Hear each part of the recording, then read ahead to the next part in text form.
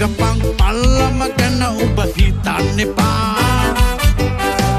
ගමනක් ඵලයක් වංගු ගැටිති ගැන බලන්න එපා එවටන් දෙසන උන් ගැන උඹ එච්චර තැවෙන්න එපා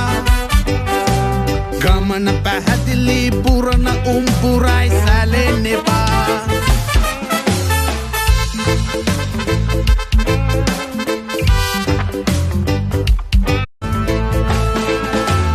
කන්දක් නැගපන් පල්ලම ගැන ඔබ හිතන්න එපා